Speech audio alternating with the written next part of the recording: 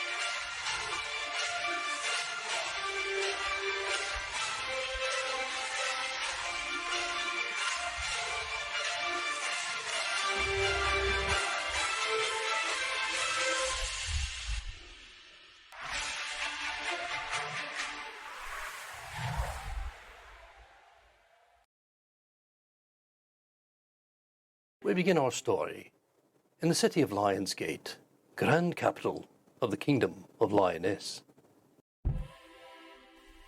Welcome to our very first session, Episode 1, Legends on Paper. As we begin, is everybody ready to get started? Yeah. Okay, let's do it. Let's go.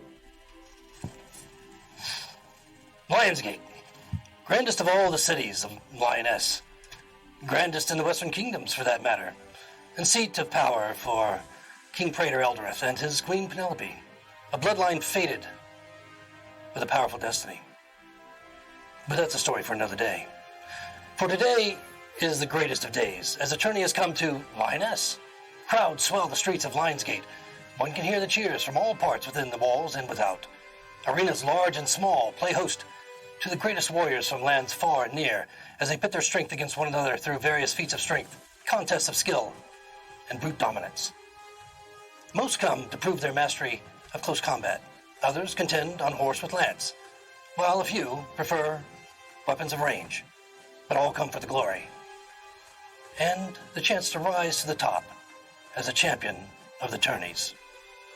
Such a tale would be heroic indeed.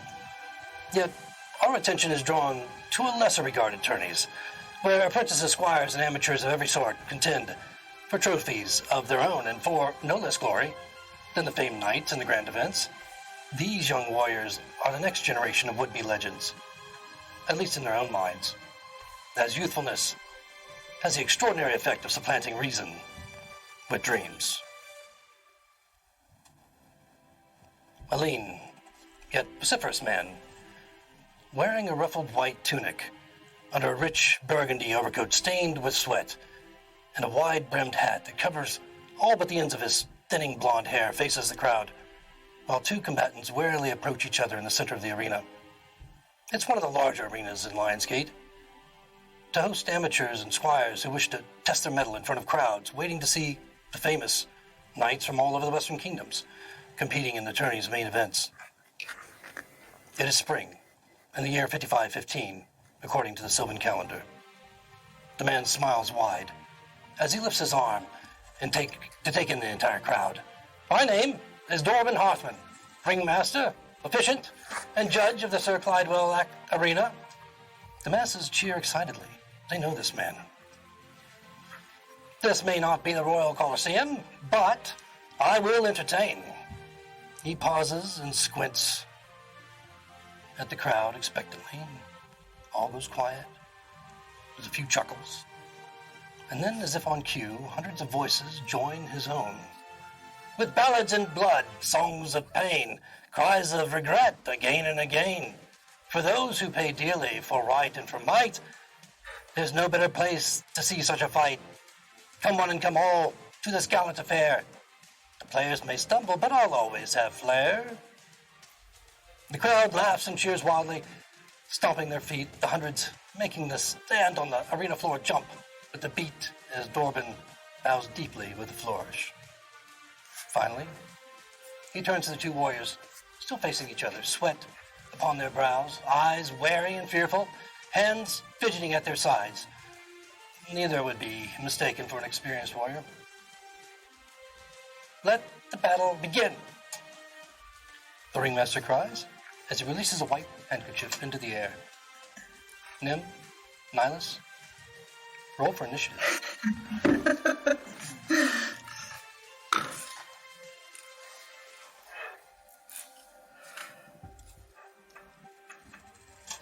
We're just getting right on into it, aren't we? Yes, we are.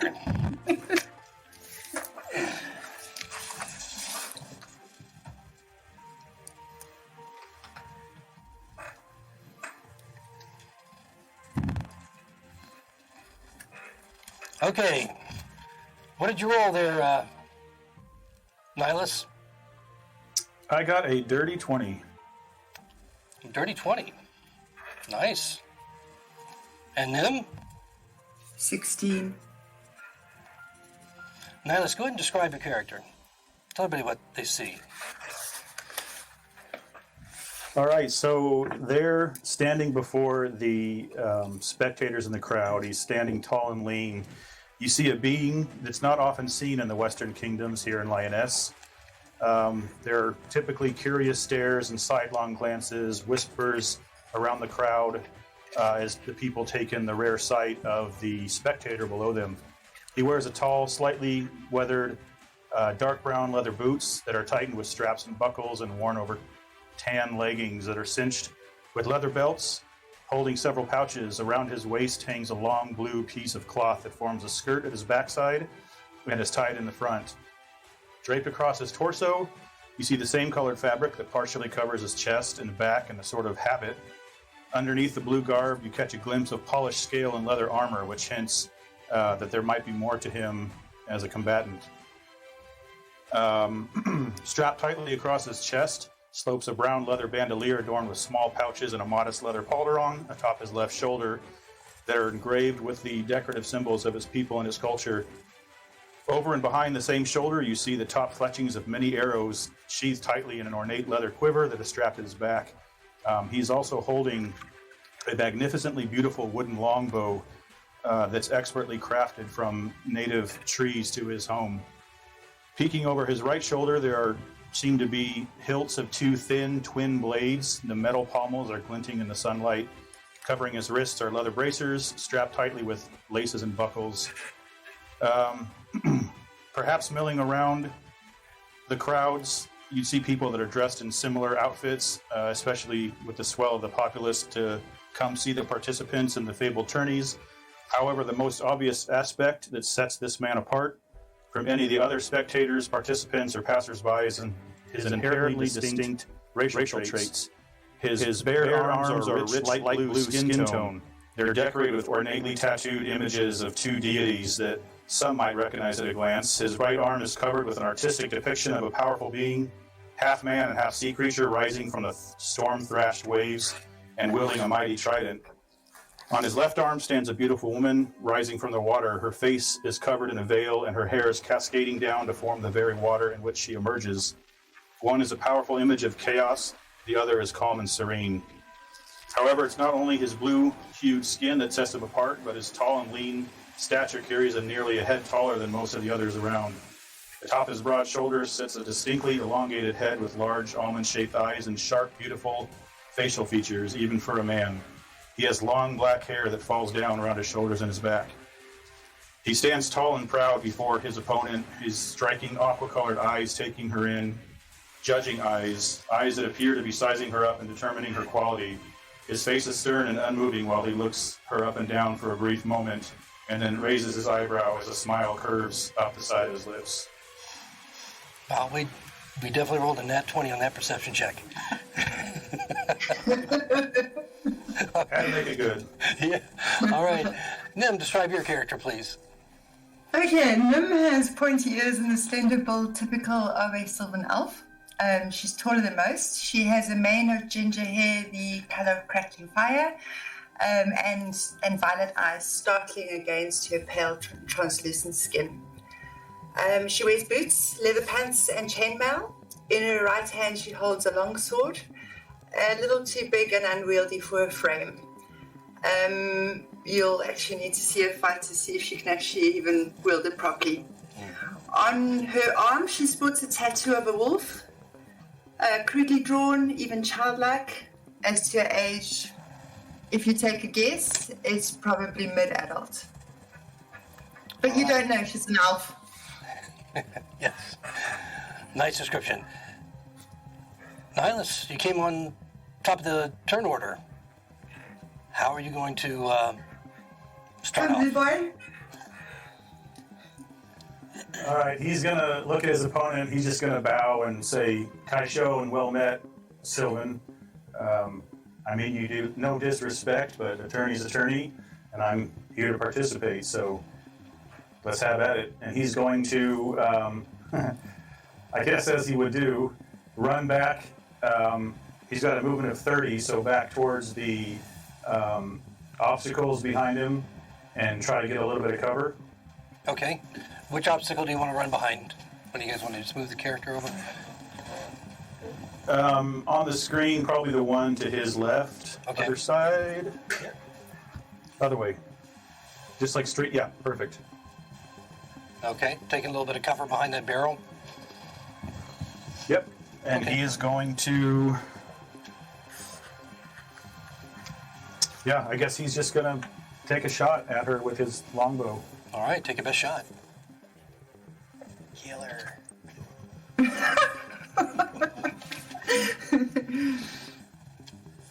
So he's rolling good so far. That's a 24 to hit. Wow, is it hitting him? Yep. Roll your damage.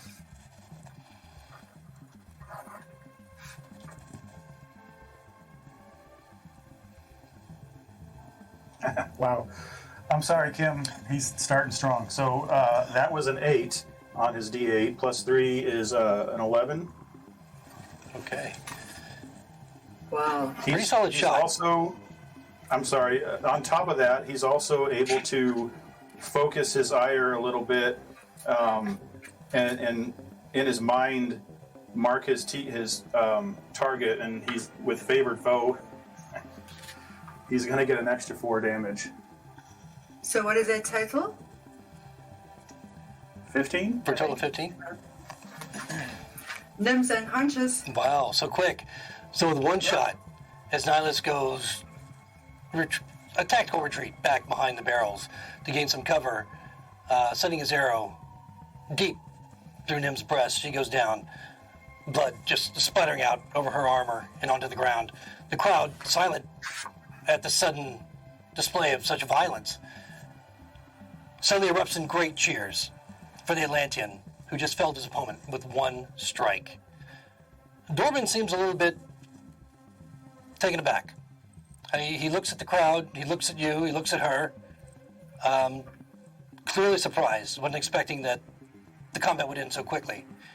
And he rushes over to where Nim lies, and he looks closely, peering at you. Make it a save, Nim.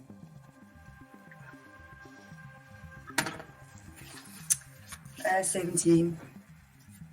17? Okay, that's one save. He kind of stands up with a nod. He turns his gaze to the crowd that now stands quiet and anxious in anticipation. And he pulls a red flag from his belt loop and points it back toward Nihilus. We have a winner! And then the crowd explodes with cheers and adulation for the victor. No surprise, but not official until he calls it out. He starts to trot back toward the exit to the arena, back toward where the bunkers are, where the other gladiators are waiting, competitors, but stops short and returns back to Nim. Oh, Sorry, old girl, almost forgot. He pulls a small vial containing a shimmering red liquid from his pocket and very unceremoniously just pulls her head back and pours it into your mouth. Nim, you receive 2d4 plus 2 health as your wounds begin to close, cauterize, heal, and within moments you come back to consciousness. Your eyes just flutter open wide. Dorbin smiles down at you broadly. Well, welcome back. That'll take care of your injuries, but I'm afraid there's nothing I can do for your wounded ego. Now, back to the bunker with you. Nim wanders off back to the bunker, very embarrassed. Oh, I'm sorry, Kim. I know he's not at all. When you both get back to the bunker, you're met with hearty congratulations and commiserations by a dozen or more other combatants awaiting their turn in the ring. What would you like to do as the two of you get back amongst the rest of the group? I think Nim is just going to slink off into the corner and just bow her head in disgrace. Right. Nihilus will go over to her and console her if she's accepting of it and congratulate her on a well-fought match and just say that he wasn't expecting to get such a clean shot off so early, but he respects and admires the Sylvan Elf and her prowess and is very thankful that she wasn't able to get a go at him. To be fair, you did come in second. As you're speaking, Nihilus, you feel a heavy push, and you look over and you see a Dvergadorf standing next to you, and he seems not completely sober at the moment. He's he's carrying a very large mug, probably twice the size of this one, just sloshes with ale. Hey, you did all right out there. Can't wait for my chance at ya. He just kind of cackles. Stares very blurry-eyed at you for a moment. Sylvan, what can you expect of him? Just kind of turns and begins to walk away. I like him. A few moments later, the ringmaster returns in somewhat of a panic. Behind him, you can see what appear to be jugglers and acrobats that are entertaining the crowd during the intermission between fights. We've got a small problem. Seems there's an event scheduled next that I must have overlooked. The other side is already in the south bunker, eager to get going. So we're going to have to put together a team real quick. And good news is, there's a 500 gold purse for you if you win. Takes a deep, uncertain breath. All right, you there, he points to Nihilus. Obvious choice. I almost forgot.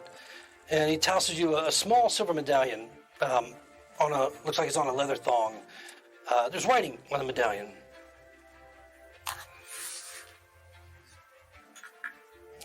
Assuming you take it, he looks over at Nim, looking rather abashed.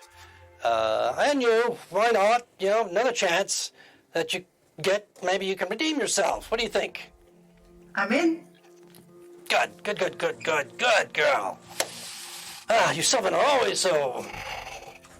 Well, anyway, so we'll need 3 more. He looks over, pointing at Styx. You there, what's your name? Go on. They call me Styx.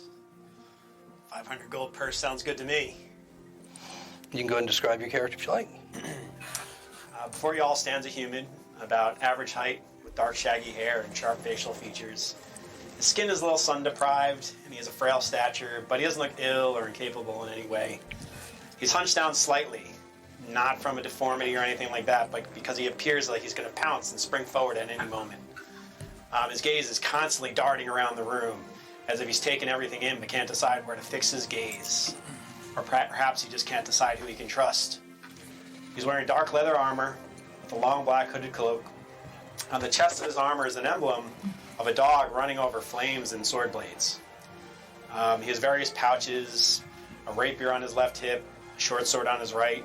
And while you don't see any other weapons, he looks like the type that would have other weapons hidden elsewhere. No doubt. You'll fit in just fine. You look scary. How about you? He points over to Hildy. What's your name? Oh, hello, dear. I'm Hildy. Go ahead and describe your character. Though the many wrinkles and furrows lining her face betray her as very well aged, at 6 foot 6 inches, Hildy literally stands head and shoulders above most of the people in the room around you. Her robe was once black, but has now faded to gray, covered with patches. The hem of it looks ragged, as if it's been dragging on the street. She wears a bright red hooded shawl up on her shoulders, and a rope belt covered with beads and 3 human skulls.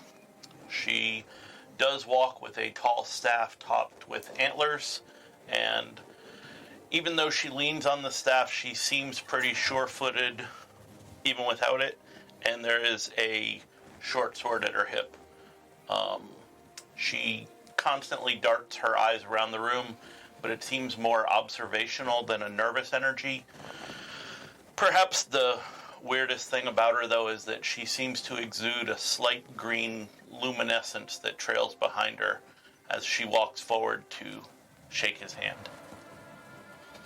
He reaches out very hesitantly and shakes her hand. And you notice that he's got... Oh, that's quite a grip you've got, dear. Jerks it back quickly, and you notice that with his other hand, he's got a white handkerchief all ready to wipe his hand clean, at least symbolically, after he retracts it. All right. And finally, who else?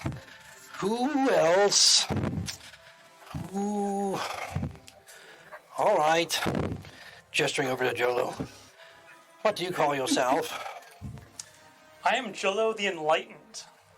Go ahead and describe your character. Before them stands a man. No, that's not quite right. Before them stands a living ideal. One who embodies the very epitome of what it means to be a man.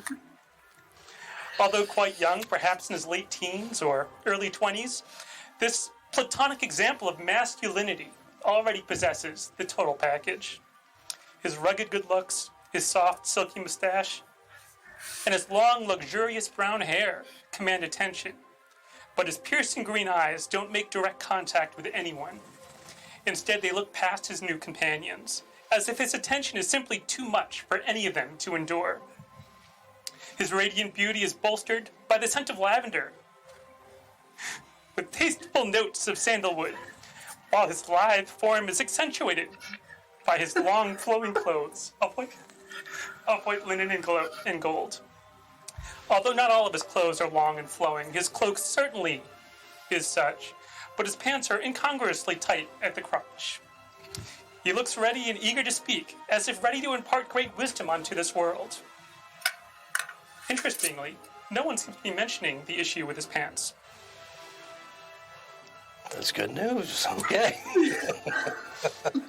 He kind of looks you up and down and looks at the rest of you. All right. Make ready. I'll call you momentarily. Dorban scurries out to the middle of the ring, shooing away the jugglers and the acrobats. You see him heading over to the south bunker on the other side of the arena, as the crowd is speaking in nervous anticipation as to what might come next.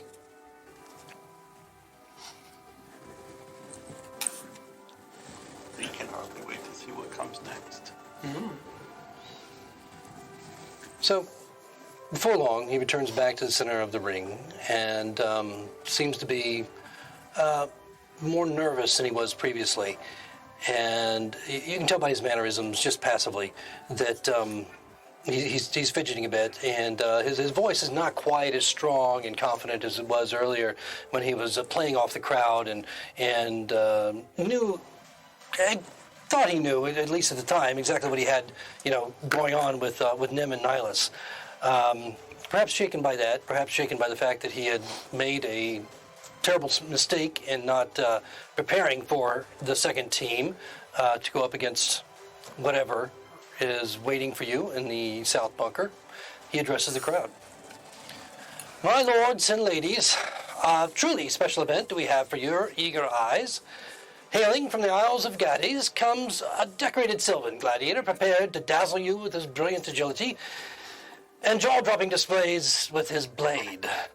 I give you the Sylvan Sentinel. Oh, dear. The slow rumbling of hooves echoes from the bunker on the opposite side of the ring before a huge centaur appears, wearing a shining chainmail shirt that glimmers silver in the sunlight, and he carries a massive long-bladed pike. He appears stern and determined, with an air of absolute confidence. The crowd, as they see him appear from the darkness, cheer wildly. I don't like this. It's okay, I have a plan. As he strikes you down, I'll keep healing you up. We'll wear him down from attrition. Yeah, I'm gonna whisper to Jolo. The one with the red hair is probably gonna go down fast again, and then the old lady's probably gonna go down second. Oh dear, I go down very quickly. Ravek, how far is he away from us? Oh yeah, you guys are still in the north bunker. He's just coming out of the south bunker into the arena. As this is happening, he's getting up almost toward the centaur is getting up almost toward the center of the arena when the ringmaster glances back nervously over to your bunker before he continues. Just one center? Just one centaur. And from places afar, or maybe closer, I bring you the challengers, a diverse group of newcomers to the tourney scene, eager enough to show their intrepid skills in battle. I present to you these guys. And he just beckons urgently for you to come into the ring. And Nim is going to move forward and straight up to the centaur. So we're all gonna be on the same. Yep, you guys go ahead and place your figures where you like. Dorban quickly makes his... You're already hiding behind the barrels? Yeah. This person is not way a little bit closer to the center and edge as the centaur is making its way up. Do you have real sand on that? It is real sand. It's That is very cool. Amazing. Imagine. All It's the and banners. it's sized appropriately. Can't wait till we spill it all over the floor. Yeah, right. All right. So, as you guys emerge from the northern bunker, there's a modest, hesitant clapping, a single hooray from the crowd. And then things kind of get suddenly quiet again. This is an arena with hundreds of people in it. So when they cheer, it's loud. When they're quiet, you can hear the cheers from the other arenas and fighting circles throughout the city and even beyond the walls, where there are large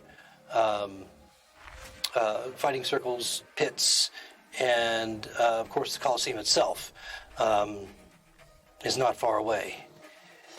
As you meet in the center of the circle, the ringmaster quickly reminds everyone of the rules. All right, so no flying or levitating over 20 feet high, no area spells spilling into the crowd, can't have that, no summoning creatures to aid you, and absolutely no magic or psionics that would affect structures. Got it? He's looking at you guys first. No problem here. No centaurs, right? Hildy crosses her fingers behind her back. I mean, kind of tentatively just glances over at the centaur and he just nods. But as he does so, he seems to have his attention focused on Nihilus as he steps up, towering over even the Atlantean. I have a question. The ringmaster glances over. Yes? What is it? I smashed this one's head in. I suppose, if you feel it's necessary, but remember, this isn't a battle to the death. Whatever. Does that mean we can eat him if we win? I'm gonna kill that one first. You changed my mind, old lady. I'm gonna step a few feet away from Hildy. And he just kind of backs up a little back to his original position. To your places, then. The ringmaster gestures with a white cloth to markers posted on the opposite sides of the ring. When this silken cloth finds its way to the ground, the match will begin. You watch as the ringmaster moves to the extreme side of the ring, holds the cloth aloft. You can hear the roar of the crowds from the other tourney circles around Lion's Gate.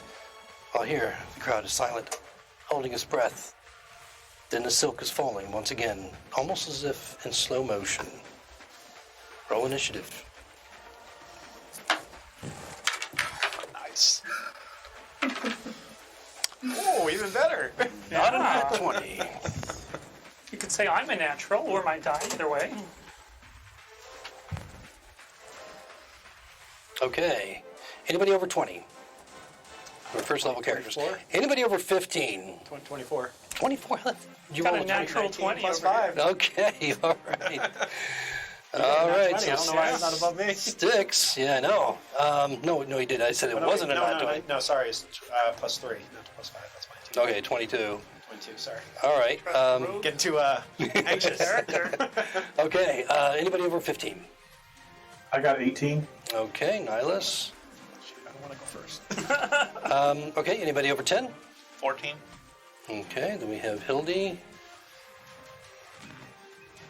All right, and over 5? 6. 6, okay, we got Nim. What did you roll, Jolo?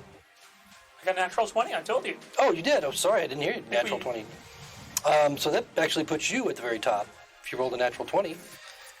I And like that. somehow, the centaur managed to roll at the bottom of the turn order.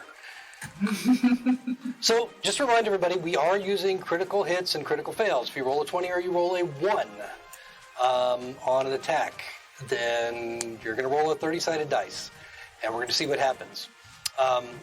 There are no instant kill rules, so don't worry about that. You're not going to have your severed head roll across the field of battle, at least not on a natural 1. But as you'll see, there could certainly be some good things and bad things happening depending on what you roll.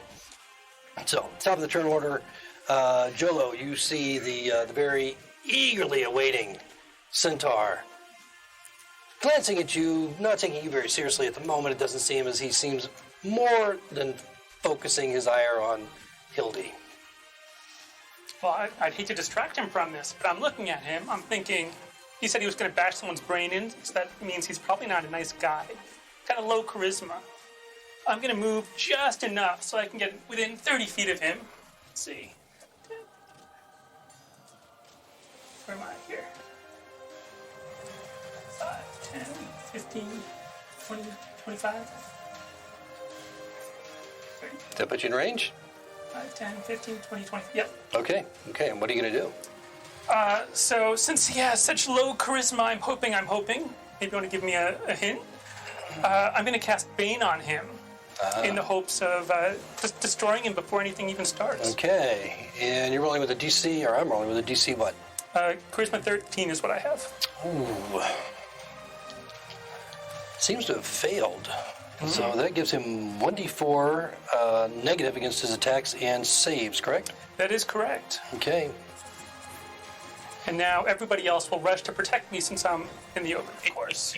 Of course, I stare back at my friends. That's it for Jolo? Yeah, I just kind of point to Mr. Blueberry and say, help me, help me. All right, that brings you up, Styx. What are you going to do? Styx is going to 15, and he's going to let loose a firebolt. Okay. Which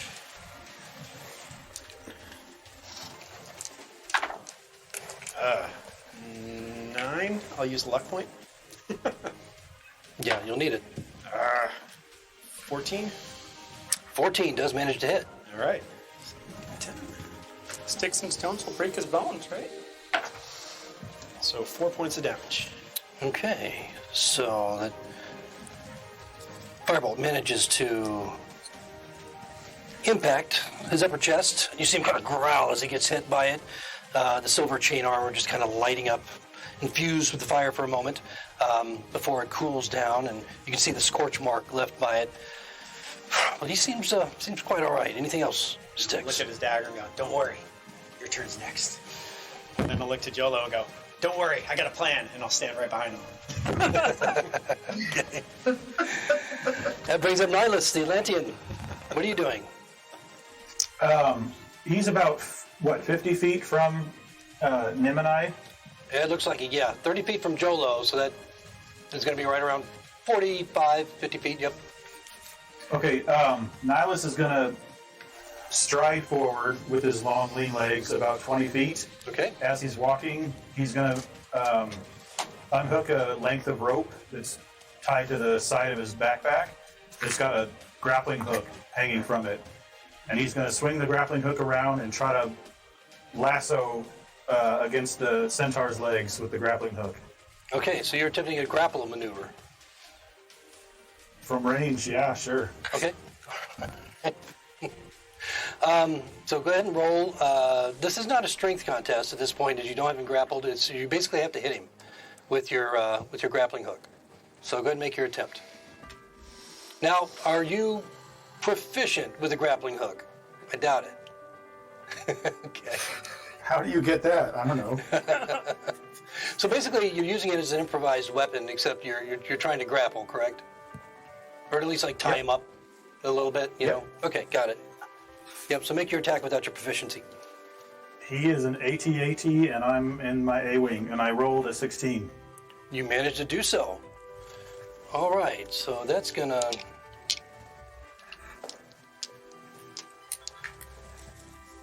All right, so you managed to get the grappling hook. It hits him, and you rolled well enough. That was some skill. You managed to get it kind of swinging around his legs, so he doesn't fall over. It's not tied or overly tight at this point, but it's definitely got him kind of caught up in the rope as it has been. You know, as he swings around the lower portion of his legs. This kind of, you see a very miffed look on his face as he realizes that he's been, effectively loosely grappled. You're holding on to the other end. Is it long enough? Yeah, it's 50 feet of length of rope, so with the remaining 10 feet of my movement, can I just hurl it over my shoulder and try to pull back 10 feet? Yeah, I'll give you a free action just to kind of pull it taut as you move. Yep. Okay, so go ahead and move him back 10 feet. Go ahead. Yeah, I'll move back about as far as I can, which, is 10 feet. Okay, and I'm going to make him roll a dex save with his Bane.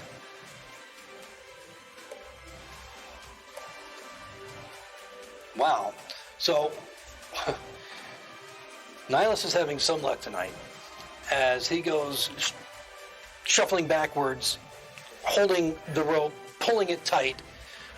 It's caught the centaur in just the right angle and with just the right proportionality around his legs, that when he pulls it tight, he kind of stumbles, and you see him fall flat prone. His front legs being pulled out in front of him, and his back legs are kind of like splayed behind as he's dragged forward just a little bit. I think your plan worked. Told you I had a plan. Okay, Forgive Hildy. me, noble creature. Hildy, what are you going to do? Hildy is going to unleash some insults in the form of vicious mockery. You're hung like a hobby horse.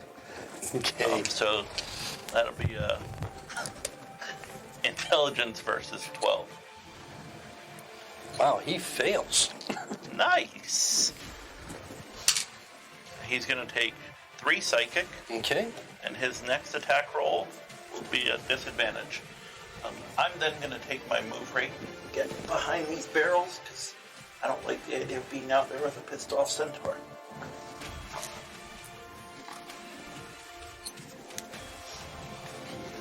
Okay, you see him wince, from the pain of the psychic damage, struggling, in these ropes that are kind of looped around his legs at this point. Anything else, Hildy? No. Okay, brings up Nim. Nim is still 50 feet away from the centaur. Right. Yep. This is your opportunity to move if you like. He is prone. Yeah, I'm going to move 30 feet towards him. Okay.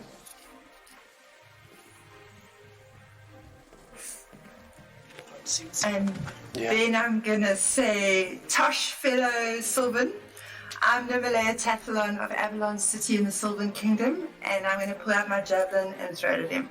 Okay. He just responds as you do. Fuck's sake. As your javelin comes toward him. Go ahead and make your attack roll, please. You have advantage. He is prone. Okay. Ravek, how rules lawyery do you want me to be? I don't know. Did we miss something? She would have disadvantage if she's doing ranged against a prone creature. Oh, I thought she had advantage against a prone creature. Oh, well. Melee does. Ranged has disadvantage. Oh, that's Sorry, right. Kim. You are correct. Yep. Sorry, Kim. I'm winning fights, but I'm losing friends. I don't think so. Wasn't that a book in the 70s? So at range, you are rolling a disadvantage. What'd you roll? I can't remember what I rolled the first one. It was under 10, so it'll be maybe 12. Okay. Did you roll a second time? I did. My second one was 20. Okay, so if your But first a roll... disadvantage. Yep, but if your first roll was 12, you hit him. I hit him at 12. Yeah, you hit him with 12. Wow. Okay. Okay. Let's see. That is 8 points of damage. 8 points of damage. Okay. All right, he takes the hit as he just kind of skewers him as he's down. You see it penetrate his thick hide. Fucking elves. Oh, that looks like it. Anything else? I'm going to stay where I am. Nim. I can't remember the right name. So many campaigns. All right. So that brings us finally to the centaur, who is has been poked and dragged down to the ground, and the whole time there are just gasps, and just these exclamations of absolute surprise as what's happening here in this first round. It's clear that the crowd was, maybe they were on your side, but you were clearly the underdog.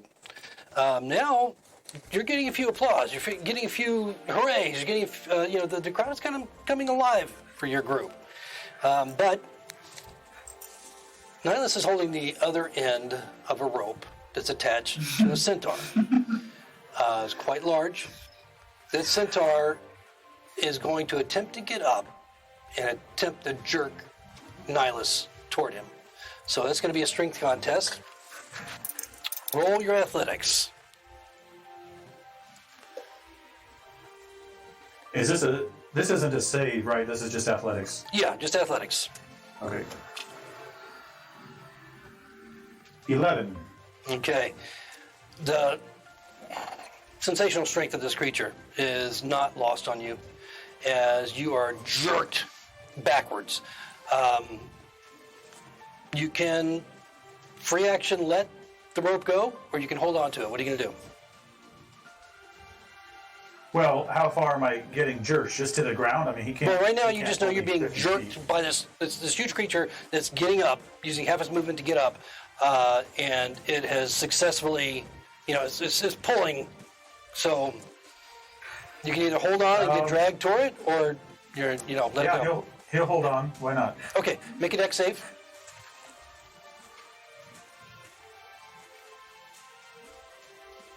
Dirty 20. Okay, so you manage to stay on your feet as he pulls you forward with his movement. He's moving. Let's see. He's got a little bit of movement left. Actually, a good bit of movement left. And so because he's dragging you, he only has half movement. This. And half Didn't from use getting half movement to get up.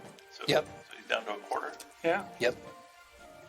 So he's able to move You didn't do the math. I did. just up here, pulling you 10 feet closer. And If he's moving forward, how is he pulling me forward? he's pulling the rope. Okay. He's jerking the rope. He's like dragging you with him as he's pulling the rope, taking up the slack and pulling with as he goes forward. He's a clear intent that, with that strength contest that he was, attempting to drag you toward him. So he's back on his feet, and basically you guys are attached by a rope. Now, he's still, 15 feet away from Jolo?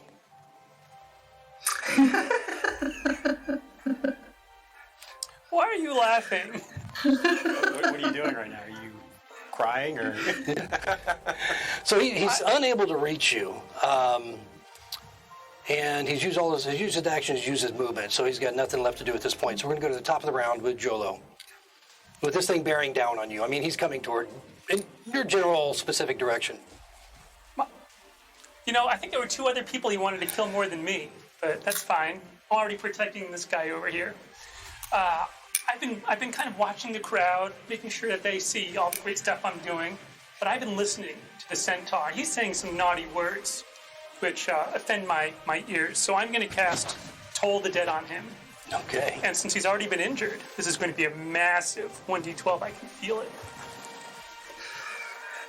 So Jolo's mini has his arms wide open. Is that like "come at me, bro," or like? I think or is so. it, no, go That's away. how I take it. He fails. He's saying not in the He face. fails. Wow. Of course he has the -4, right? Yeah, he's got that bane. Nice. Here it comes. I can feel it. I'm going to take him down right now. 7. 7 points. Okay. So the bell echoes around the arena.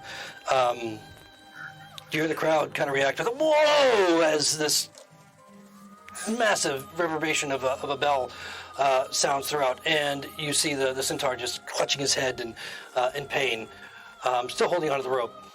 Anything else from Jolo? Yes. Jolo, it may not be apparent, he's not just all good looks. He is a man of scholarship, and he's going to take a lesson from his friend over here. He also has a plan. Let's see. 5, 10, 15, 20, no. 5, 10, 15, 20, 25, 30. That looks pretty good. 5, 10, 15, 20, 25, oops, 30. There you go. And he is now just watching from afar, having done his bit. All right, good job. Styx. My turn now. He's gonna say to everybody, "Let him come to you." Wait, what? He's gonna let him come to you. He's gonna No. run up. 15. And he's gonna cast Booming Blade. Okay. And he's gonna try to hit him with his, his rapier. Plus 17. 17 hits. All right. So I get no backstab, right? Because no one's on him. Right. Yep. He's all alone out there. 5 points. Okay. Plus the damage from the booming blade. Booming Blade is only if he moves. Oh, okay. When he moves, that's right. All right. So then I will let him. I don't have cunning action yet, so I'll let him try to take a swing. Okay, he will do so. And he'll take an angry swing. And maybe I'll use maybe I'll use shield. Well, he does have Bane, even on this. So... it's still an 18. And I will shield, and he will miss.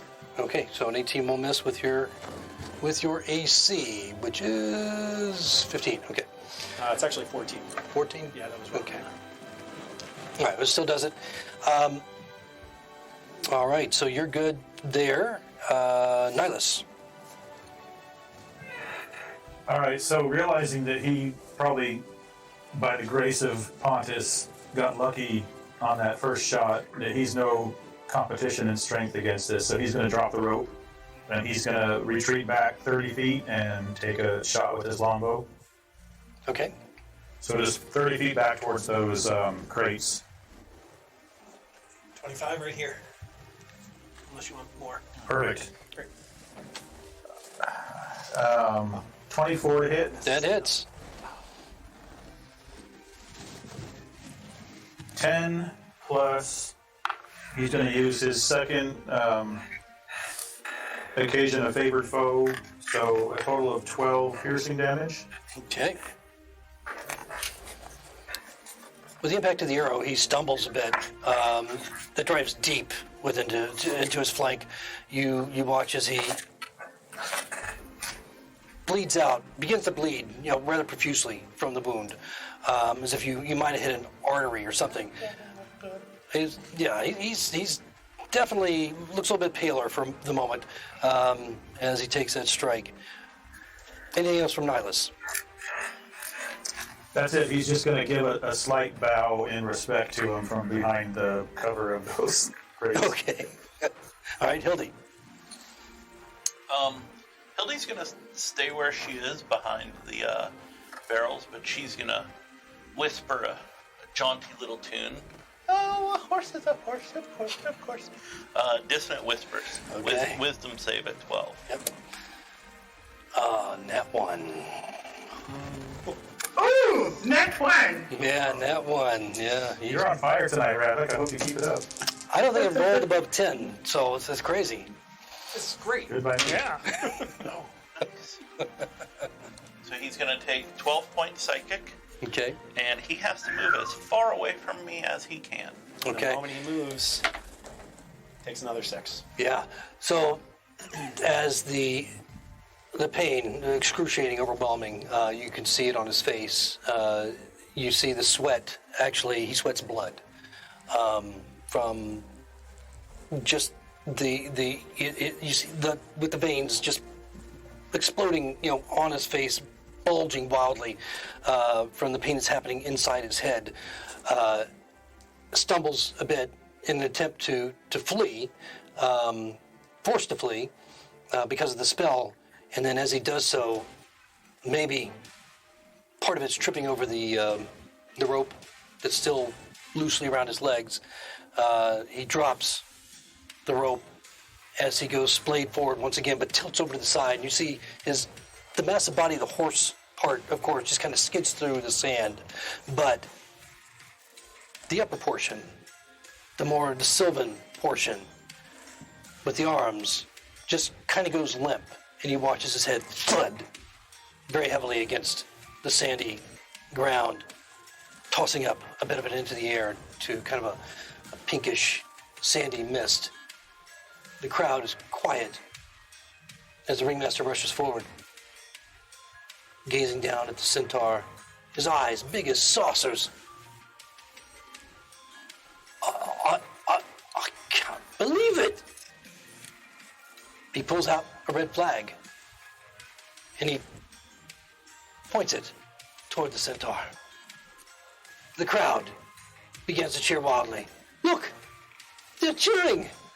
Could these 5 be champions in the making? Time will tell, don't you know? Time will tell. Now, does any of you need healing? After I take care of the centaur? He does. Yeah, he does, definitely, most certainly. Okay. Nim's gonna move up to the centaur and just give him a hand to help him up. Well, he's unconscious at the moment. So And she's gonna put healing hands on him. Okay, all right. So Lay on hands. So as Ringmaster gets up there with his shimmering red vial of liquid that you know is a healing potion, you walk up and place your hands, healing the wounds, some of the wounds anyway. How much healing does it do? 5. 5? Okay. So you see a few of the wounds, not many of them, but a few of them seem to heal, and you see breath come back into his chest as he stirs. The ringmaster kind of steps back a little bit, still holding the vial of potion. Well, would you like this too? The centaur. Yeah, hold up my hand and lift him up as well. He kind of weakly slaps it away as he struggles to get up, but he does manage to get up on his own. Very proud centaur.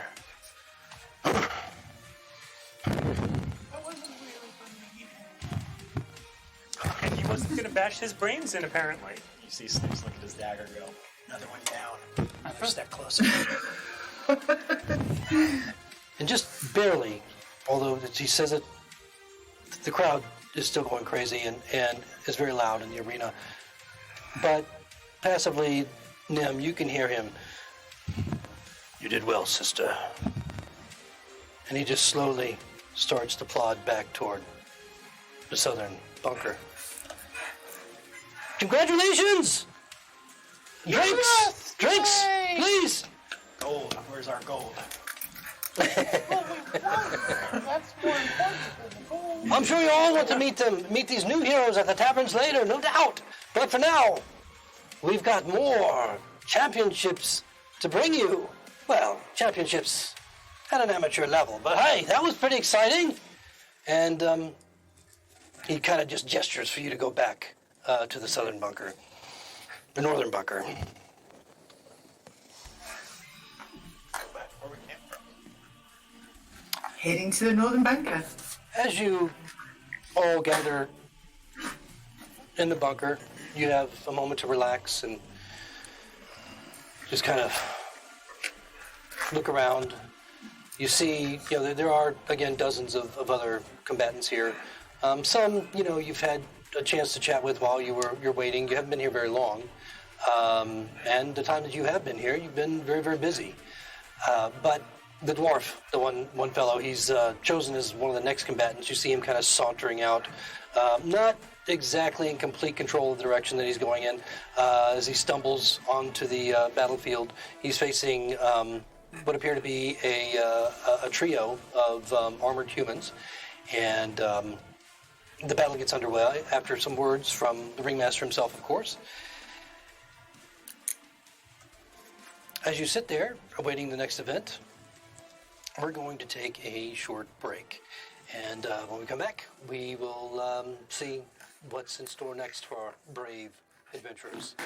All right, so welcome back. We have had a very interesting and exciting time in the arena so far, as Mim was very unexpectedly and violently struck down with one blow from Nihilus in our first event, but then helped redeem herself and put a rather good stain on the entire group as you took down the centaur rather quickly, not taking a single blow from the very arrogant, confident fellow who was quite a powerful foe. You guys handled that great. And you found yourselves back in the northern bunker, resting for the moment as the drunken dwarf is now out competing against three fully armored humans and seems to be getting the best of them so far as the ringmaster makes his way back into the bunker with you. Hildy will walk over to the very gorgeous cleric. Am I a cleric? You cast clerical spells. That may have been a clerical error. Wow. Wow. Can I stab him? Please. Oh dear. I just wanted to say how proud I was of what you did out there. She'll stroke his long hair. I'm gonna cast thaumaturgy. I'm gonna start shaking the ground harmlessly, not destroying the building. Just kind of walk back. Maybe you don't want to do that. Oh, interesting. Dorbin kind of turns around as you do that. He feels, what's going on? None of that? No structural contrivances that may affect what's happening here in the arena? We don't want it falling in on us. There are many things we don't want, so we'll stay away from both of them, I think. I change my eye color to red and just stare straight at her. Oh, I like The full force of my vision. So Hildy does have 3 skulls on her belt, right? She does. There is a large one, a medium one, and a little baby one. I'm gonna look at Hildy and go, where'd you get those? Well, when I was a little girl, I was wandering in the woods and I found a cottage. And I went inside, and there were these 3 bowls of, I don't know, porridge maybe. And I tried to go, I forget. What was I saying? Oh, and it was too hot, so I just could not eat that. And then I tried the medium-sized bowl, and it was too cold, so I definitely didn't want to eat that. And then the last bowl, it was very small, but it was just right, and I ate it all up. But then 3 bandits came in, and I killed them. Just out of curiosity, does she have a spot for a 4th skull, or are you kind of full up at this point? Well, She starts to lift her. No, that's good. That's good. That's good. As you're speaking, you see what looks like a young page rush into the bunker, down the steps, and into the bunker, and hand a note to Dorbin.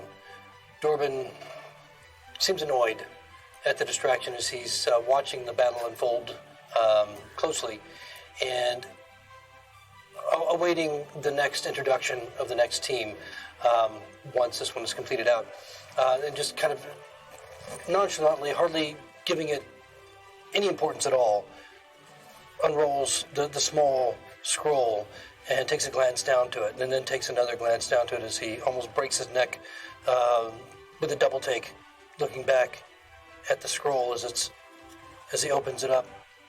You see his complexion pale a bit as he reads, his eyes scanning the document over and over and over. And then he seems to crumple it up and shove it in a pocket.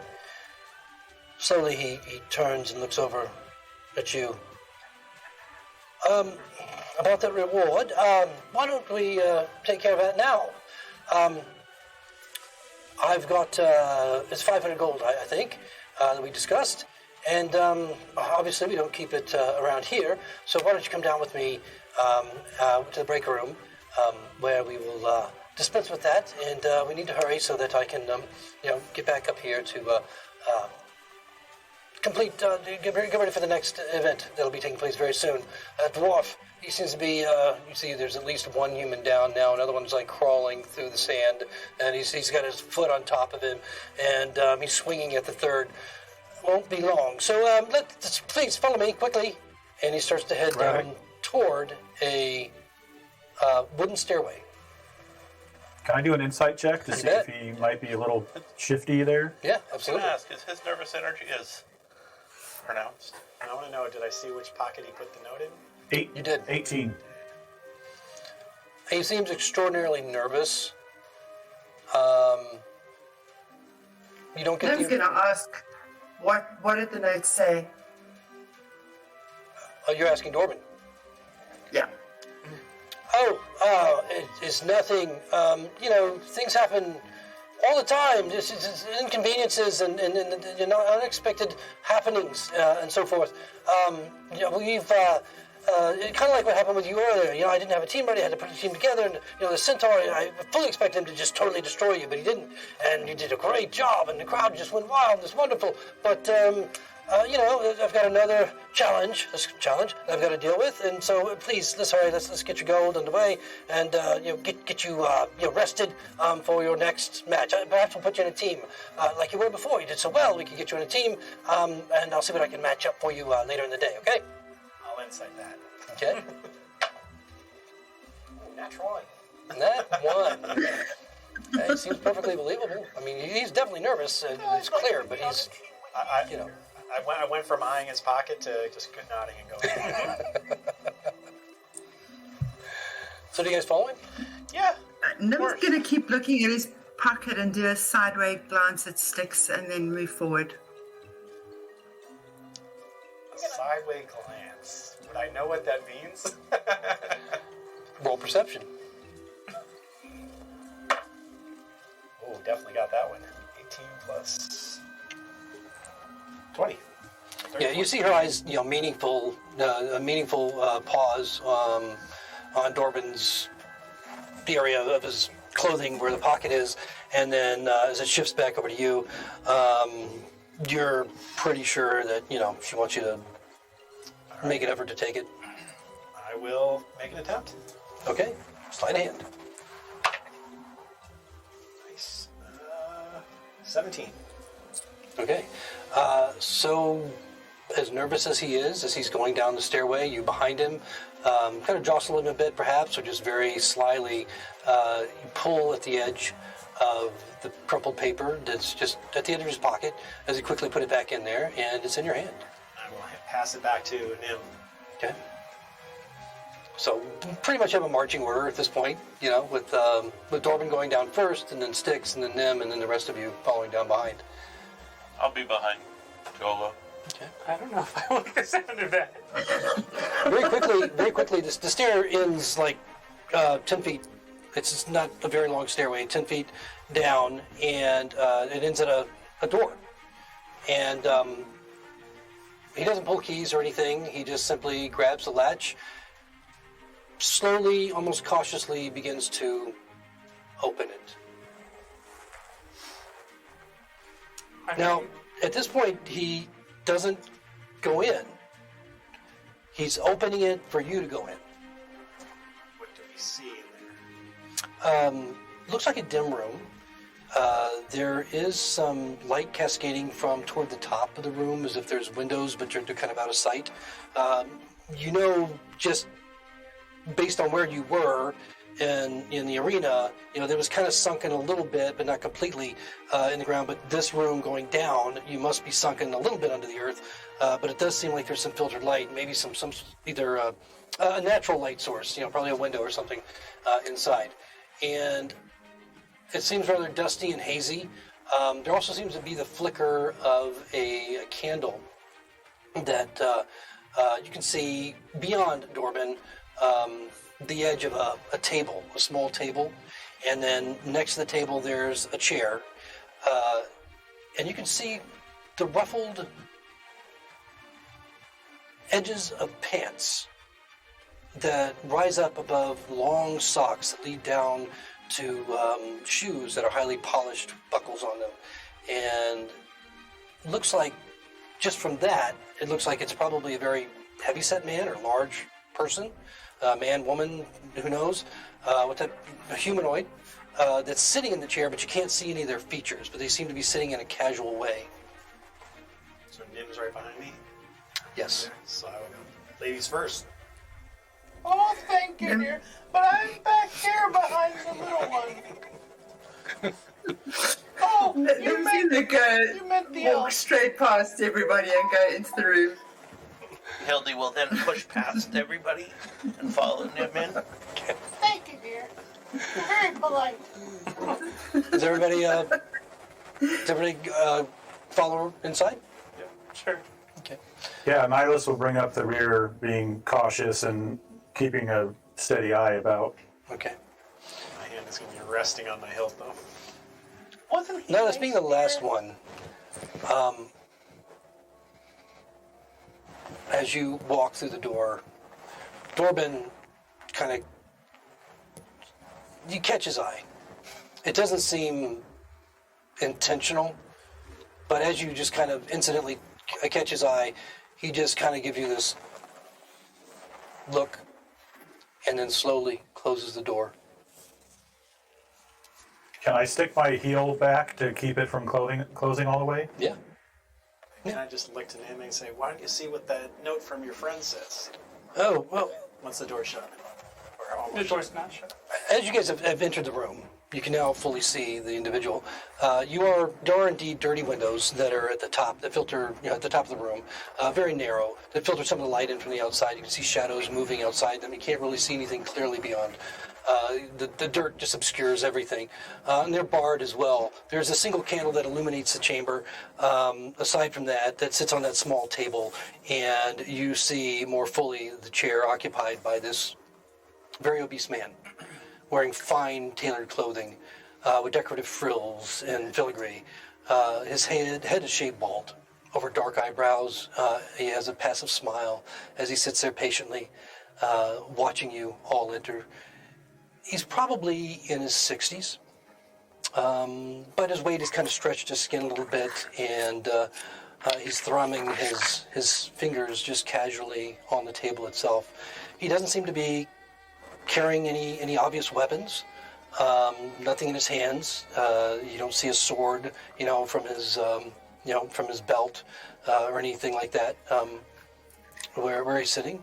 And as soon as you have all entered and Nihilus kind of puts his heel back to catch the door, he says, well, there you are. There you are. A battle of yours.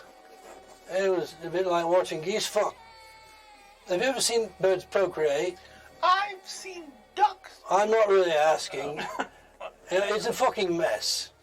I eat birds. It reminds me of a situation I had with birds a long time ago in Ease. Anyway, no time for that now. He just kind of peers at you as if uncertain about something. Keep talking about birds. What about our bill? Yeah, you owe us some coin. Why, you coin? What the fuck are you talking about? I owe you coin. Dorman said we'd come down here to get paid. Oh yeah, he just wanted to get you down here to see me. I'm sure he'll pay you, don't worry.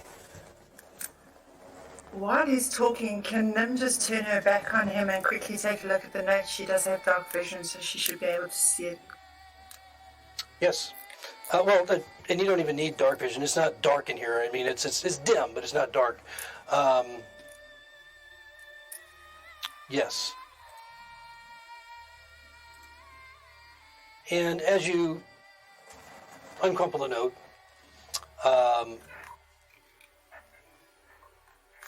you see 2 lines, very, very simple message that says, the 5 from the last game, take downstairs, and is signed FM, and you see this symbol that looks like an apple with a dagger through it. Nihilus has no idea what's going on, but Josh does, and he's extremely excited. Since Styx did not see her read the note, I'm sure he's facing the guy now. Mm-hmm. He's just shifting back and forth very uncomfortably. All right. I just want to get paid. Yeah, I tell you, we'll take care of that. I'm sure Dorman's a good guy. He'll take care of that if you say he would. Well, right now you're here to talk to me. So why don't we get on with it? Who are you? Me? You can call me a fat man. Now, don't take that wrong. I mean, I'm not disturbed by that in any way. It's not all denigration on me. I mean, yes, I'm a bit poorly, but the way it worked is it's not an insult or a slight. You gotta understand that. Fat man's my name, so I go by, and the reason I have it is because my young daughter, a long time ago, she gave me that name. She called me that in a very loving, tender way, and since then that's why I've been known. And so that's why I'm called a fat man. So don't take it as a derogatory. You understand? I'm actually never offended when people call each other names. I'm not really sure why I had to tell you all that. It's just, just sometimes the people just get very nervous and upset about, things like that. And I don't want anybody to think that I was, put upon in any way, that I might feel, slighted in the least by someone calling me a fat man. This is what I am, this is what my daughter sees me as, and she loves me for it, so that's who I am. You pay us, we'll call you fat man, corpulent guy. No. Have you said hero? Listen. All right, let's just get to it. You're large and in charge. All right, yes, exactly. A friend of mine suggested I find you. Well, not specifically you at the time, but specifically now. All I had to do was look for the most improbable group of misfits in the Tourney, and now here you are. But now I wonder if my friend is not my friend at all, strapping me with you lot. Anyway, he said you had to be the ones to find what I need. So guess what? I got a job for you. Well, what do you need, dear? I don't even know these people, apart from the blue one who tried to kill me earlier. Yeah, she fell pretty quick in the battle. He actually did, dear. You should get half a share. The rest of us want a full share. Yeah, you remember my example of the geese earlier? I think it was geese I spoke of. Ducks, dear, ducks. No, I don't talk about fucking ducks, all right? So, you would have been the goose, I suppose, in that example. Oh, will you be the gander? No, see that. Golden Goose? Look, it's simple, really. All you need to do is go to the Dormouse, all right? Find the tomb of the king that never was. Collect his blood, okay? Now I realize that what we're talking about, a man that was killed and buried on a battlefield a long time ago. Well, I have confidence that you'll find the tomb easy enough. And that, who knows? My friend assures me the blood is there. So, that's it. Any questions? How much? How much what? Why? How much you gonna pay us? You mean like... And why? One at a time, all right? Look, You asked if there were questions. yeah, but let's take it one at a time. So, you want a reward, right? Is that what you're asking me for? He's talking to you. And I'm sure we're gonna have traveling expenses and Licensing fees. it's not a closed place, the Dormouse. Before anyone can so much as flinch, the fat man is out of his chair as he moves swift and silent, standing inches in front of you, Sticks. He has a dagger in his hand. The blade is resting on your cheek. I find it rewarding to stick this dagger in your fucking eye. Now imagine if I did that. I mean, let's just say I plucked out your eye. What's that worth? 1,000 gold? A little more maybe? To find someone with a restoration spell to grow it back. And then there's the pain and suffering I think about as well, Well, I could press it a bit further, nick your brain. What's that worth? More restoration spells to stop you from pissing yourself and wandering about not remembering who you are. That sort of thing. And what if I pressed it all the way in? It's got to be worth a lot, right? I mean, you'd be dead. Couldn't complain about it. Maybe your friends here wouldn't want to spend the gold to bring it back. I doubt it. I mean, yeah, I'd have to find someone else to go find that thing for me, and I might lose a friend. But, there's a cost to everything. So you see, in this scenario, what I find rewarding would cost you a lot more than any fucking reward. So why don't we just leave it at that? So you want us to work for free? I want you to do what I fucking tell you to do. All right? Do I feel like I'd be able to draw my weapon and knock us out, or do I feel like he's right there, I mean, he's got a dagger on your face, and his face is inches from yours, and as he completes a statement, he just kind of flicks his dagger away, disappears into his cloak, but leaves kind of a tear of blood on your cheek. He just smiles and starts to casually back away to sit back in his chair. So, Fat Man, Nihilus will speak up from the back of the room. I'm assuming you're referring to the first battle of the Dormouse many years ago. Is that right? I'm not aware of there being a tomb. I heard maybe there was a monument there, but... I sure just had them fucking bring you down by yourself because finally we've got someone I think I might be able to talk to. Lantian, I should have known. I mean, for fuck's sake. I mean, absolutely. Yes. First battle of Dormouse, I guess, king that never was, all that sort of thing. I don't know what the fuck that means, but, it's up to you and this group of yours to go up there and find what I need. May I ask what it is you do around here, Fat Man? Well, no, I'm not really from here. I'm from the Southern Kingdoms, long way from here. But I have business associates up here in the Western Kingdoms, of course. And I spend quite a lot of time here. My wife made me buy a fucking house in Ease. That's a whole. Oh God, that story! I can't even begin to tell you all about that. My daughter, she drives me crazy. She's all over the place, and a lot of her business interests are up here too. And so, I do a lot. Well, and I do beg your pardon, but to what end are we searching for this blood of the king that never was? Yeah, here's the thing. I don't really fucking know. It's just that apparently, you just need to go there and get it and follow the signs. And then there's a few other things I can't really talk about because, my friend said that it wasn't something I needed to discuss with anyone else, and I kind of trust what he says. So, we'll just have to keep it at that. Oh, and by the way, he said that if you didn't do what you were supposed to do, I'm just going to fucking kill you all. So, that was just, simple matter of it. So just throwing that out there. That does put a damper on the friendship part. Well, he doesn't have Don't to. think that would- doesn't have to. Don't think that would be the wisest of decisions, but I do see the dire sound in your voice. You just have to understand. I don't understand this completely any better than you do, really. There are things I'm sure that are far. I don't even know how to say it.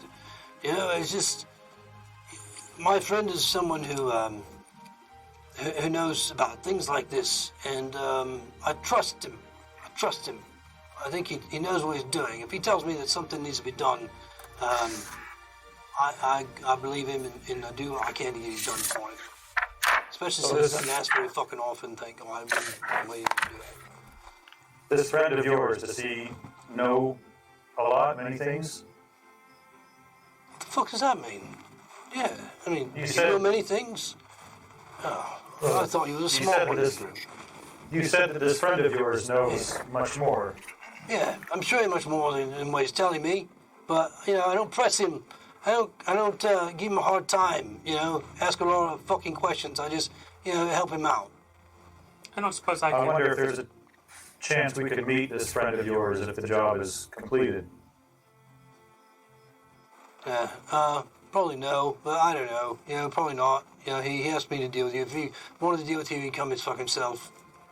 So he's sitting behind Why are we even considering this, guys? Oh, We're not getting payment. I don't know anybody here.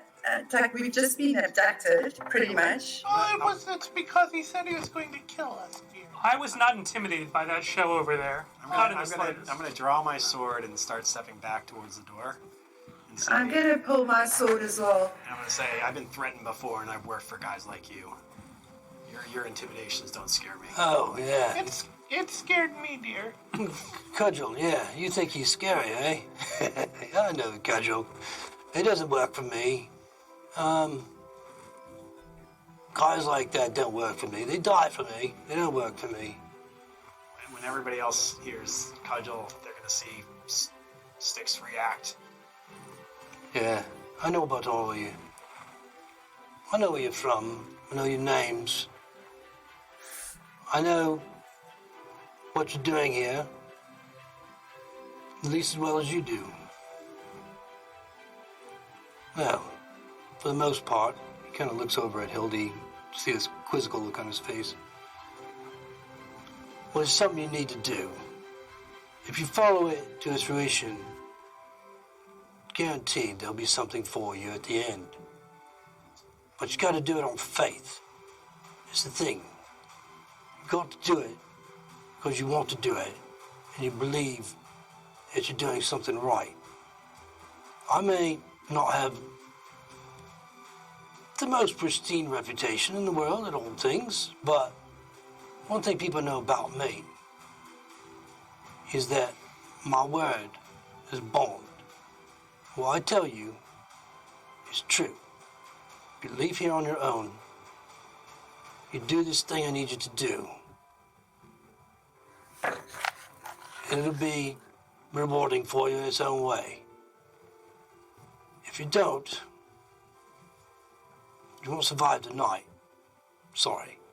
Can I do an insight to see if he's honest about us getting something when we come back? Not one again. He's absolutely telling the truth. I mean, it's a rather intense moment right now, and you get the impression that he's being very serious at the very least. And But then I will say to him, you keep word from the Cudgel that I'm here, then I'll take that journey to the Dormounts. Dears, if I may, we did all come here to the Tourneys to to search for something, whether it be gold or glory or... No, you. But the point, dears, is that this is a chance for us to do something. If he knows who we are and why we're here, maybe this is the next step. Yeah, we've all stood out in the sands, not even been hit in the slightest. Oh, wait. Well, some of us. I feel confident about it. I think we should do it, dears. I'm so excited. I hear words. What does he know about us? Nothing. Well, I just got you. There's nothing this man knows about me. I could you have... tell us something about us? That would be very exciting. Something only we would know. Styx is going to say, I'm in, and I'm just going to go back to the door and just lean against it. I'm gonna go over and lean against Styx. It's not like the king who never was is going to use the blood. We can just bring it back. It's not going to bother anyone. I think I'm just gonna get out of here. You know, What if I give you half of my gold, dear? I don't need gold. Well, you're already... Can I take half of your gold? No, but What about the other half? I'll give you something later, though. I do know something about, one thing you should probably know about me. You know, your friend there, Hildy from Lyonesse. You know, Oh, that's me! That's me! it is you. I'm Hildy. You, there's some wisdom in the words that you speak, and I think that you are making the right choice and wanting to follow my lead. Elf, as I mentioned, I have a lot of contacts throughout Plethwy, particularly in the Western Kingdoms, but my influence extends to the Emerald Isle as well. I know about your family. I know about the Order of the Silver Leaf. Acorn. I know a lot. It's not about what I know, really. I mean, it's more about setting you on the right path to do what needs to be done. You know, it's that important. It's not trivial ask, I know. I mean, you just met me, you know, I'm not much to look at, but hard to believe, maybe. You don't know me. I know you better than you think. I guarantee you, your family, your order, if I talk to them, would demand that you do this. Oh, come on, Elf. There's no... Not in. Yay, we got... Oh, Nim. We got Nim. Nihilus, you need proof as well. Your travels on the sea, family in Atlantis. Yes. We'll send word to them. Let them know that you're not lost. You're found. You're on an important mission for the Empire. They'll be relieved to know you're okay.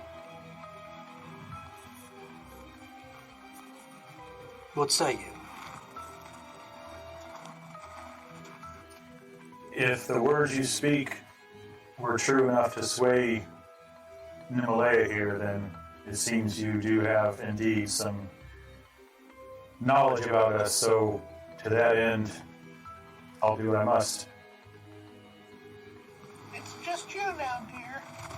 Oh, everything in life is proportional. If we have a sizable man over here, I'm sure we'll have a sizable reward. As I kind of step back from a certain player. Really far. really far. As far as the 20-foot square room will take you. Yeah, maybe a little further than that. Cleric, I know you have uncertainty. And what you seek is much greater than just simple, like a simple pious cleric might search for and trying to convert faith, change the world one faithful servant at a time. But you must go too, all of you together must go and do this thing. And then we'll see what happens.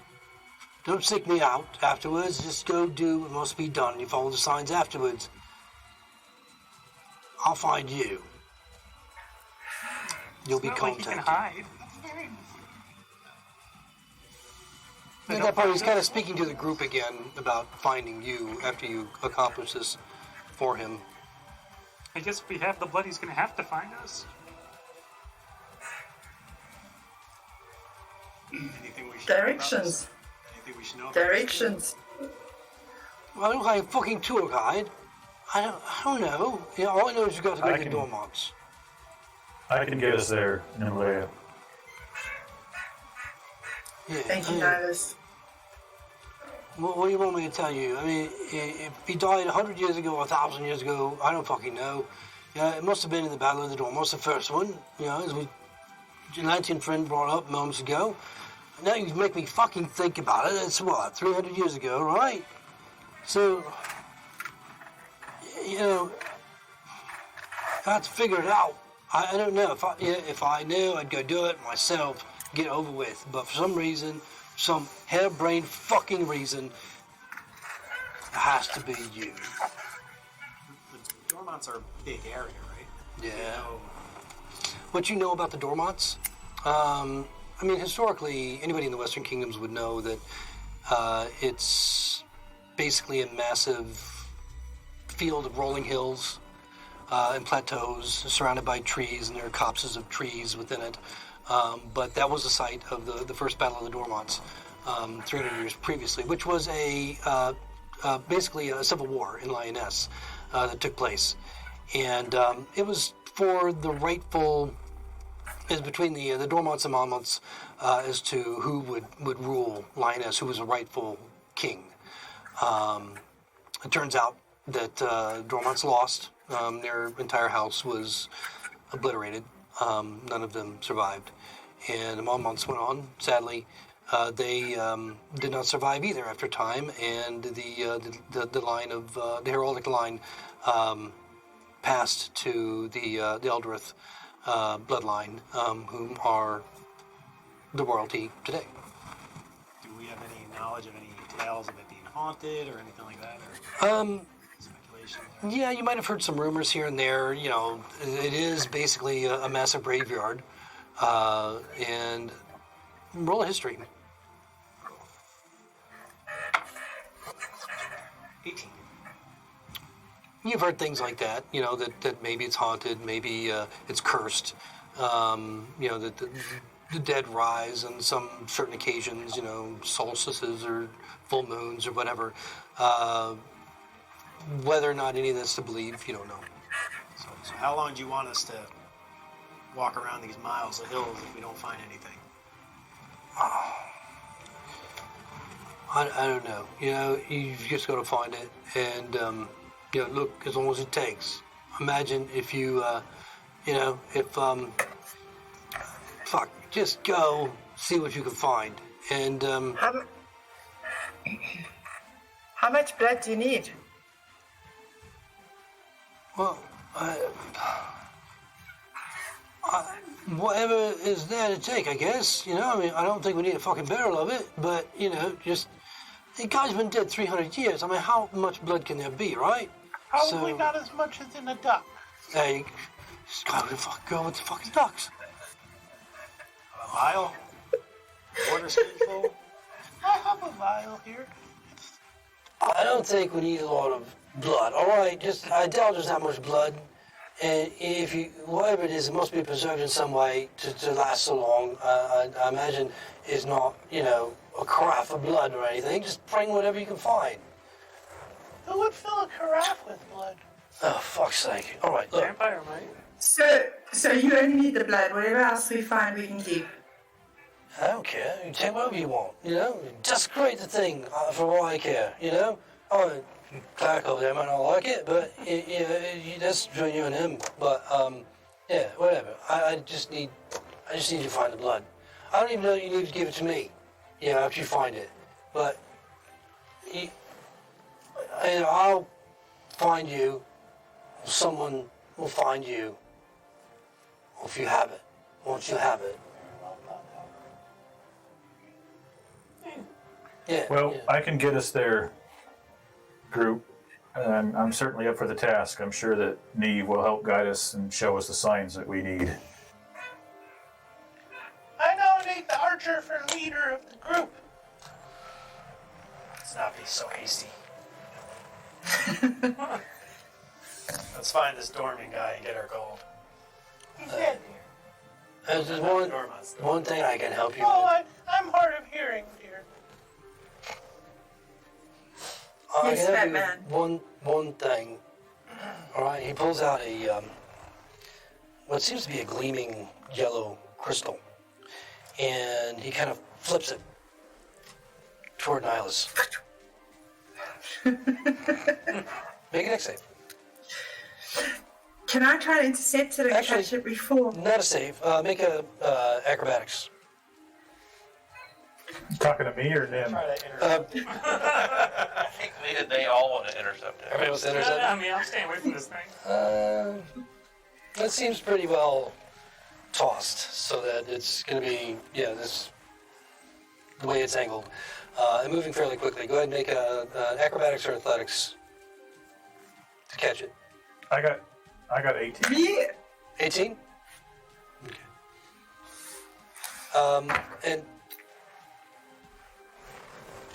And then we can say, let's see, no, you're not really. I'm very athletic, but I rolled a 2. Okay. You did catch that spear before. That's true. I think it was an arrow. Out of her chest. It felt bigger than that.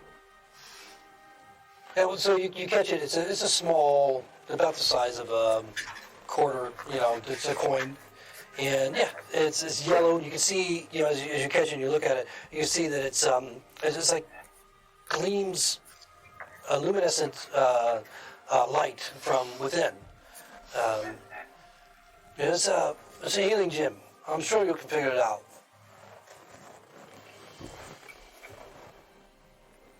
Can I try to estimate what it's worth based on just what I said? They might need this. So, are there any more questions? I've got Do to you have any go. other gems? Not for you. No. Just remember, follow the signs. So I can say, I'll find you, or someone will find you at the right time. Stands up, heads toward the door. I'll get out of the way and open it for him. Okay. Without even looking back, he just kind of angles himself through the door. And you How big is he? Is he like really fat? Well, I mean, he's not like, he probably weighs a good 350 pounds. Just to be clear, it's not But a he's- PHAT, right? No. Okay. Fast for heavy He's tall though. I mean, as he stands up, he's easily 6.5 feet tall. But you know, the way he moves, the way he moved earlier against sticks, he was extremely agile, shockingly agile. And he moves quietly through the room, and you don't even hear the boards creak on the stairway as he moves up. And as he disappears from sight, suddenly you hear the arena. You hear the sounds from outside, the cheers that are very loud, very audible, that you didn't hear at all when he was there with you. It was almost as if you were in this contained bubble with him that kept the sound out. Can I search the desk? It's not a desk, it's just a table.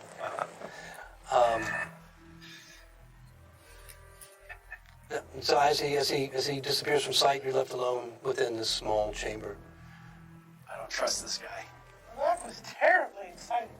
Did you know that a duck's quack doesn't echo?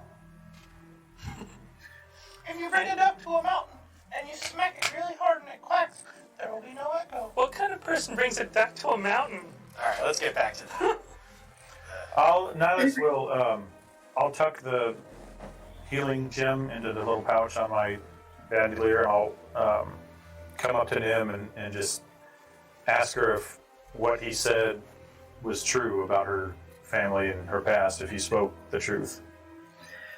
Yeah, he seems to know where I'm from. And that's it? What about what he spoke of with your family in the Order of the Silver Leaf? It was all that true as well? So I studied at the Order of the Silver Leaf. I was training to be a paladin. Training? I don't know. Yeah, still in training. I have faith in you, dear. Thanks. But I was Thanks. only supposed to have faith in people. That's fine. Amateur hour, okay. So I guess we're going to the But, Dormonts, but huh? I'm worried. Well, I'm worried he knows a lot about me. But I'm hoping he knows something that I need to know. I am as well. I'm hoping that at the very least of this, he can provide some answers, which is why I have accepted. And it seemed that if he knew so much about you, then he certainly might make good on his word. Yeah, he definitely has information he shouldn't know. So let's do this. Bring him some blood. Nihilus, was it? How far away is the Dormonts? He should know the geography, right? It's not terribly far. Yeah, you have considering, your history, you would have some pretty reasonably good ideas to where, or about how far. It's approximately 6 days walk. A little less, you have a mount. But none of you have mounts right now. Don't even make that joke. So, I didn't. But you were thinking It was coming. you're in one of the greatest cities on the planet, so, who knows? I'm sure you can buy horses here if you want to. So, And we got no payment for winning that fight, right? well, not yet. It's forthcoming. We need to seek out Dorvin. What is... Yes. Well, to that end, let's seek out Dorvin and get our payment and see if we can make our way out of town. Okay. I'm Nim. Hi, everyone. I'm Nim. Hi, everyone. Hey, Red. I'm Sylvie. Nice to meet you especially. I wish I could say the same. I'm Jello. Jello the Enlightened. Jello. Jello. I like Jello. I like Jello. What's a Jello? Is that some kind of sugary dish that we want to eat? Jello. What's your name, dear? They call me Sticks.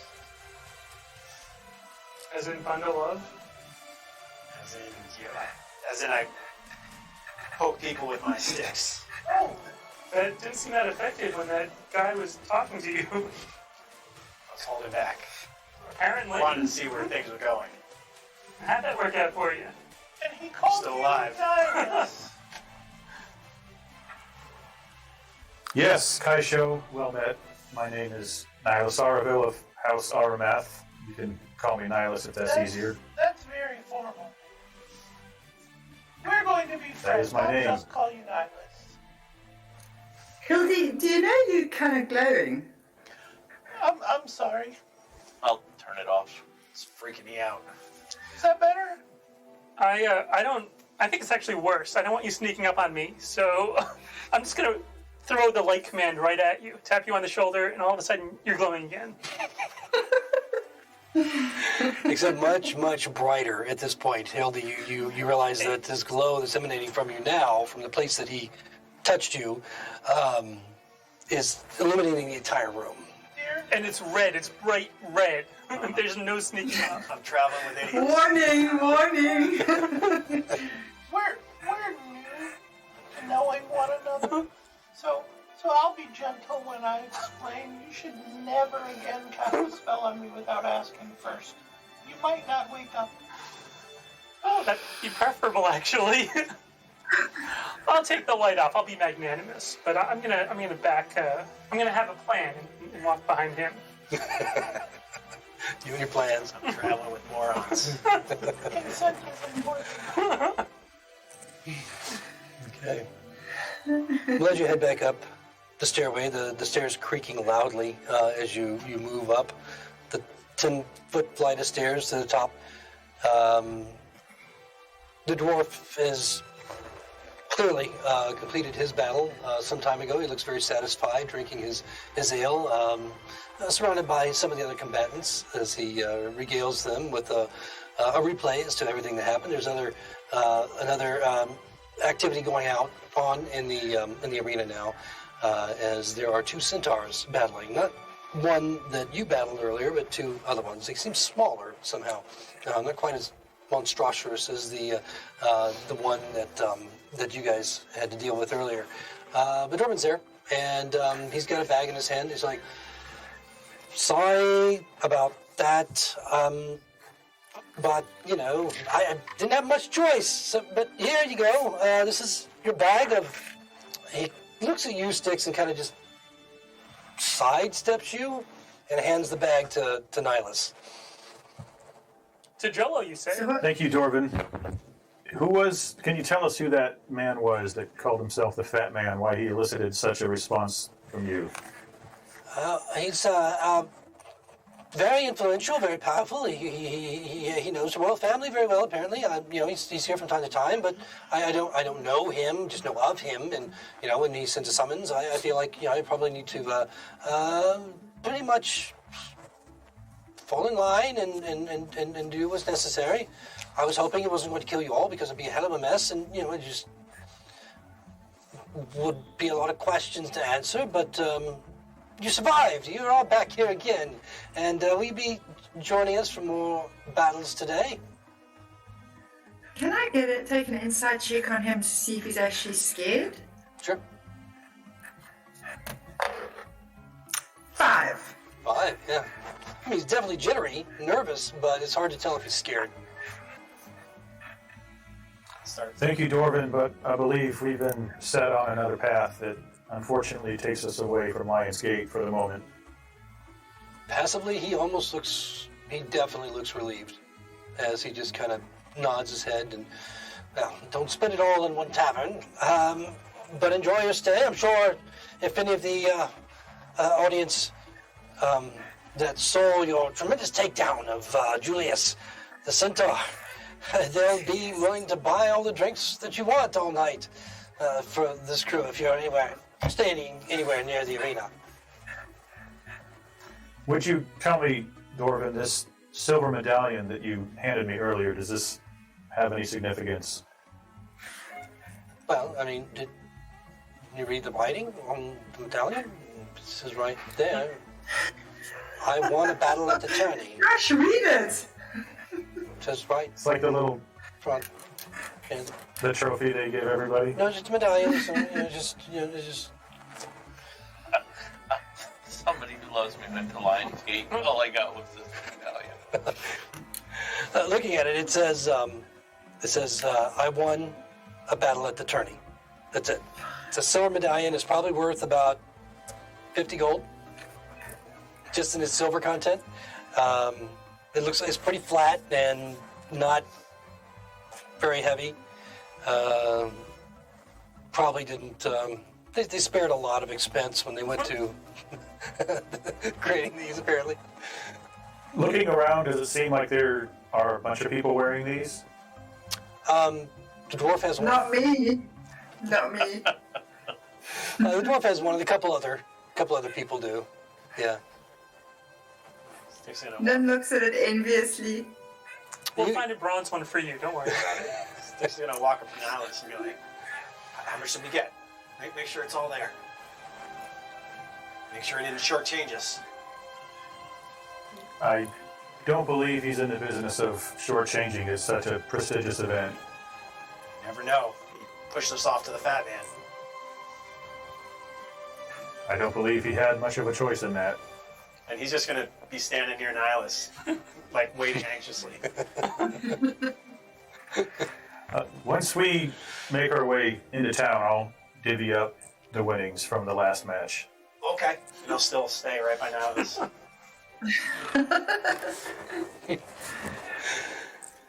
And as you guys are just relaxing, chatting there, talking, Sticks with his nervous energy bouncing up and down, you hear a blare of horns from somewhere outside the arena, somewhere out in one of the streets nearby. And once again, you see Dorman's eyes just open up wide. The Queen is coming. The Queen is coming! And he immediately rushes up the stairs toward the exit out into the street from the arena, and that's where we'll pick up again next week. Congratulations, everyone. We got episode 1 in the bag. And if you guys would like to, just introduce yourselves, the players, we'll just go around the horn real quick, starting with Nim, our salty Sylvan Elf. I'm Kim. I'm living in Joburg, South Africa, and I guess I represent the Southern Hemisphere in this group. Hopefully not too badly. Did you call it Joburg? Johannesburg, yes. Joburg. Oh, nice.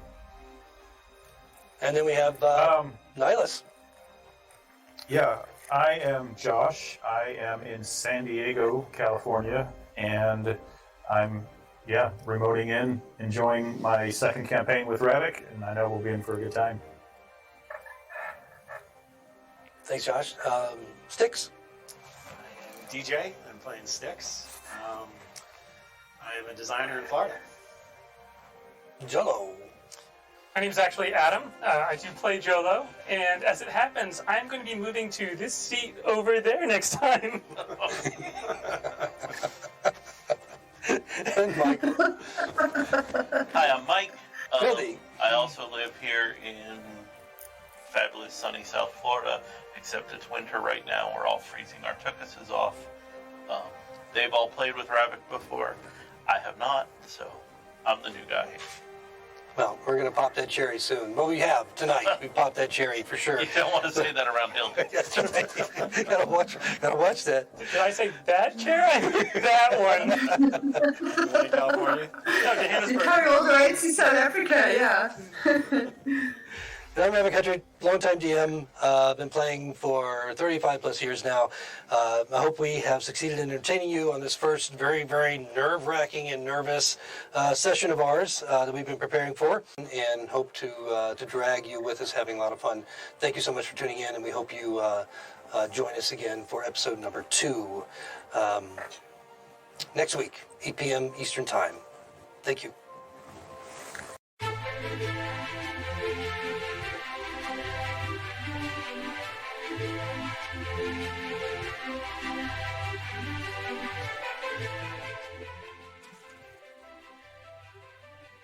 Hello, I'm Ravek Hunter, and we are Legends in Paper. Legends in Paper. Hello, I'm Ravek Hunter, and we are Legends in Paper. Legends in Paper again, jeez, really.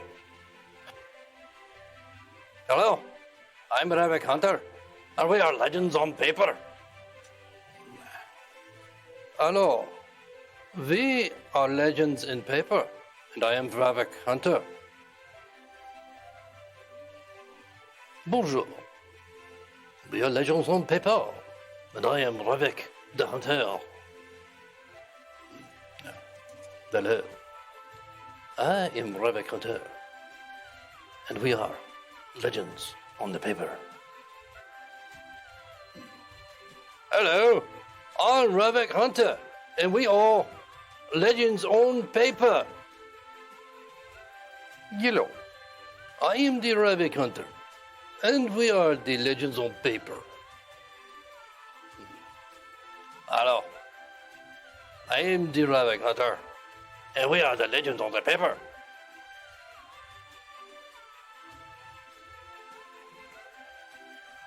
What? Again? Oh, for fuck's sake.